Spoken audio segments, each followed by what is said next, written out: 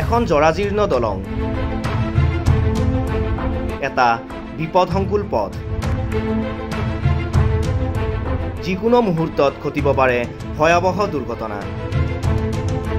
এইদৰেই যাত্ৰা কৰিব লগা হৈছে ৰাণীগঞ্জৰ ৰাইজ। 2017 চনতে RCC ব্ৰিজ নিৰ্মাণ কৰা হ'ব বুলি কোৱা হৈছিল। দলং নিৰ্মাণৰ প্ৰকল্প হাতত লোৱা হৈছিল। আজি 3 বছৰে গঢ়ি নুঠিল দলংখন। স্থানীয় ৰাইজৰ যাতায়াতৰ বাবে তৎকালীন বাঁহৰ দলং এখন ব্যৱস্থা কৰা হয় যদিও প্ৰায় 2 বছৰ ধৰি জৰাজীৰ্ণ হৈ আছে দলংখন।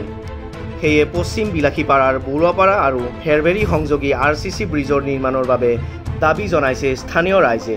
একদম খুব অসুবিধা হৈছে, ইমান পানী পৰি আছে, ৰাস্তা ঘাট নাই আৰু মানুহ এক্সিডেণ্ট হয়, মৰিব নেকি এইবিলাক। এই ৰাস্তাখন বিৰাট অসুবিধা হৈ আছে, গাড়ী ঘোড়া একো চলিব নোৱাৰে। বাজাৰত আজি বাজাৰ বৰ একো যাব নোৱাৰে। একদম ব্ৰিজখন ঠিক কৰা লাগে, নহ'লে মানুহক কি যি অসুবিধা আহি আছে আপোনাৰ তো ওপৰৰ কামটো বহুত দিন হৈ আছে। ইয়াৰ উপৰি এই বিষয়ত এক সবল ভূমিকা গ্ৰহণ কৰি আহিছে কৃষক মুক্তি সংগ্ৰাম সমিতিয়ে। ঠিকাদাৰৰ হেমাহি আৰু চৰকাৰৰ গাফিলতিৰ বাৰম্বাৰ অভিযোগ উত্থাপন কৰি আহিছে সংগঠনটোৱে। ইমানৰ পিছতো গা লৰা নাই প্ৰশাসনৰ। সেয়ে ক্ষোভিত হৈছে কৃষক মুক্তিৰ ৰাণীগঞ্জ আঞ্চলিক সমিতি। এই ভেৰি ৰাণীগঞ্জ যাওয়ার রাস্তা, এই রাস্তাটোর মানে ব্রিজ RCC ব্রিজের কাম চলি আছে। তার পরিবর্তে এই মানুষ অহা যাওয়ার কারণে এখন বাঁহর ব্রিজ দিছে। এই বাঁহর ব্রিজখন আজি 2 বছর ধরি মানে মানুষ অহা যাওয়া করব নোৱাৰে। তাৰ কাৰণে আমি কিমান দিন আমি কৈছোঁ যে এই বাঁহৰ ব্ৰিজখন মানে নিৰ্মাণ কৰিব লাগে। আৰু ইয়াত ইমান কোৱাৰ হাততো মানে আমি নিৰ্মাণ কৰা নাই।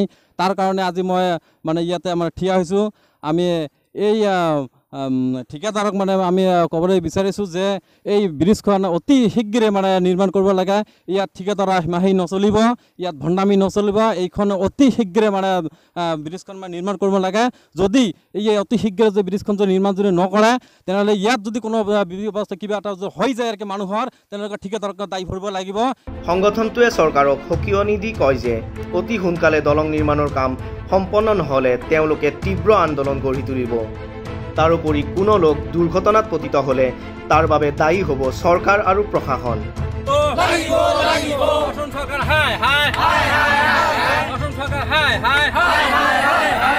ৰাণীগঞ্জৰ পৰা চাহিৰুল ইছলামৰ ৰিপোৰ্ট, জনদৃষ্টি নিউজ।